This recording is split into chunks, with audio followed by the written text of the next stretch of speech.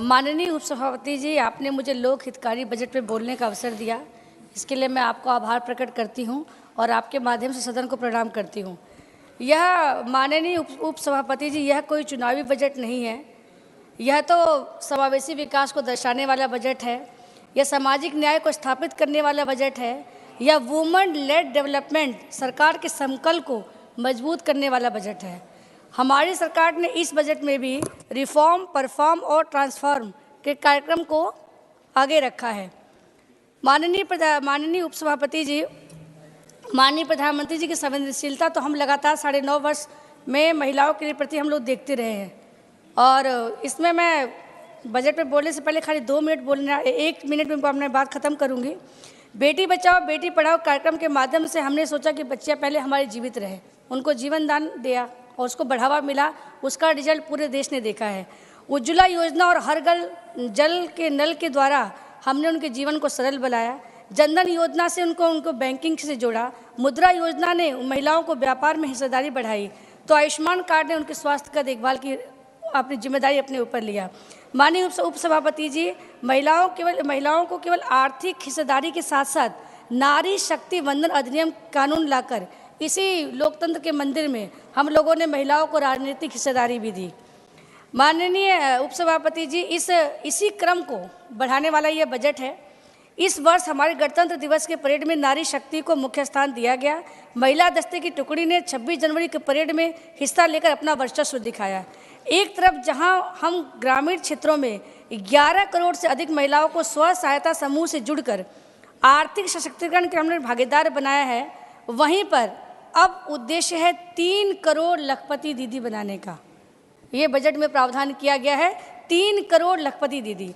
आज नमो ड्रोन दीदी योजना ग्रामीण क्षेत्र की महिलाओं को टेक्नोलॉजी से जोड़कर सम्मान बढ़ाने का काम कर रही है। क्योंकि मुझे याद है, यहाँ सदन में सब लोगों को अनुभव होगा, गांव में पहले जब एंड्रॉयड मोबाइल आए थे तो लोग छूने भी नहीं देते, अरे देखना चला नहीं पाओगे। आज ड्रोन दीदी में महिलाओं को रखकर प्रधानमंत्री जी ने कितना बड़ा उनका सम्मान बढ़ाया है। ये जो मैं एक ड्रोन नमो दीदी से मिली थी तो उसकी बातों से परिलक्षित हुआ। पहली बार सैनिक स्कूलों में बच्चियों को एडमिशन दिया गया। राष्ट्रीय रक्षा एकेडमी में महिला कैडेट को प्रवेश दिया गया। सशस्त्र बलों में महिलाओं को परमानेंट कमीशन दिया गया। मुद्रा योजना के तहत 46 करोड़ से ज़्यादा लोन दिए गए हैं, जिसमें 31 करोड़ से ज़्यादा लोन हमारी महिलाओं को मिला है। ट्रिपल तलाक को गैर कानूनी बनाकर मुस्लिम महिलाओं को समानता से जोड़ने का काम हुआ है।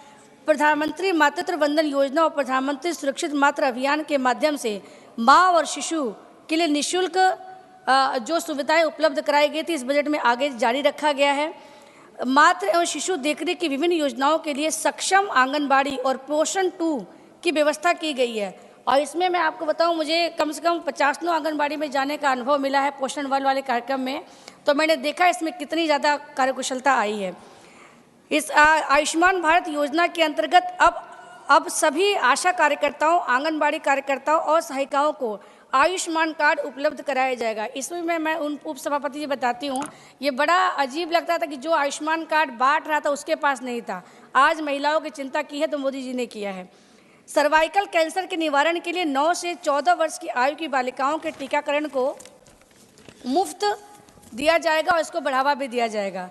टीकाकरण के प्रबंधन के लिए नया यू-विन प्लेटफॉर्म तैयार किया गया है। मिशन इंद्रधनुष के गहन प्रयास को पूरे देश में तेजी से लागू किया जाएगा।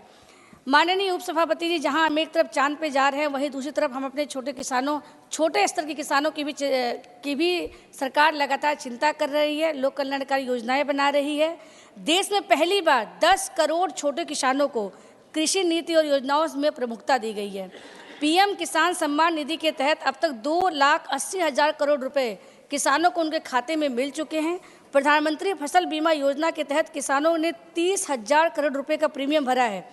इसके लिए कोई जागरूकता उपसभापति जी पहले कभी थी नहीं, लेकिन अब उनका रिटर्न भी मिला। 1.5 लाख करोड़ रुपए उनको क्लेम भी मिला। पहली बार देश में कृषि निर्यात नीति बनाई गई है। इससे एग्रीकल्चर एक्सपोर्ट 4 लाख करोड़ रुपए तक पहुंच गया है। आज देश में 2.25 लाख से ज़्यादा प्रधानमंत्री किसान समृद्धि केंद्र स्थापित किए गए हैं। जी, just एक second. Honorable members, now it is 6 p.m. The Business Advisory Committee has already recommended that The House may sit beyond 6 p.m. to transact the business listed for the day. Therefore, time of the House is extended beyond 6 p.m. till the disposal of the business listed for today. Thank you. Continue. 6 बजे के बाद जब तक ये आज के listed subject जब तक खत्म नहीं होता तब तक हाउस से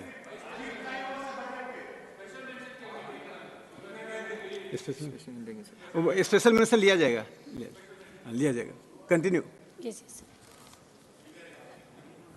कोई बात नहीं। प्रधानमंत्री फसल बीमा योजना के तहत किसानों ने 30,000 करोड़ रुपए का प्रीमियम भरा है, जिसके बदले 1.5 लाख करोड़ रुपए का क्लेम उनको मिला है। इस योजना के बारे में माननीय उपसभापति जी बहुत अवेयरनेस कम थी, लेकिन ये लगातार अब बढ़ा है।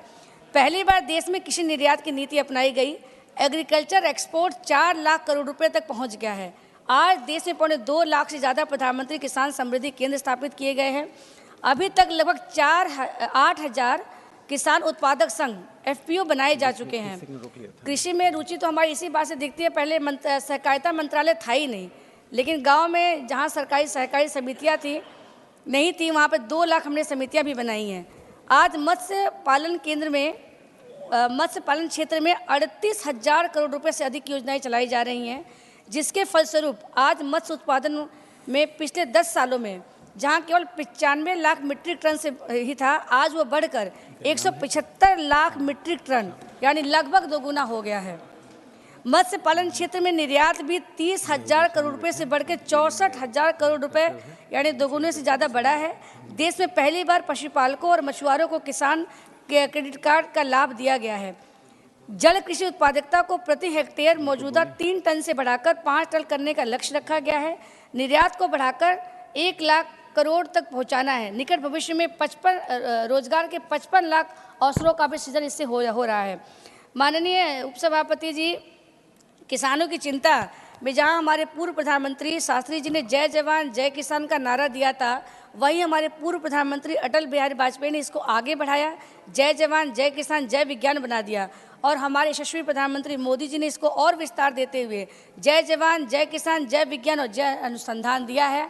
और उसी का लक्ष्य है कि उसी का परिणाम है कि आज किसानों की स्थिति देश में इतनी ज़्यादा उच्च स्तर पे आ रही है। बस मैं 2 मिनट लूँगी माननीय उपसभापति जी। अगर भारत की आधारभूत संरचनाओं की बात करें तो विकसित भारत की नई इबारत लिखी जा रही है, जहां आज हवाई अड्डों की संख्या 74 से बढ़कर 149 तक हो गई है। देश की विमानन कंपनियां 1000 से अधिक नए वायुयानों के लिए ऑर्डर देकर पुरजोर तरीके से आगे बढ़ रही हैं। भारत को पहली बार नमो भारत अमृत भारत ट्रेन मिली है। आज भारत विश्व की 5वीं बड़ी अर्थव्यवस्था बन के उभरा है। आज हमारे पास फॉरेक्स रिजर्व 600 अरब डॉलर से ज़्यादा है। बैंकों का NPA जहां पहले डबल डिजिट में था, आज केवल 4% है।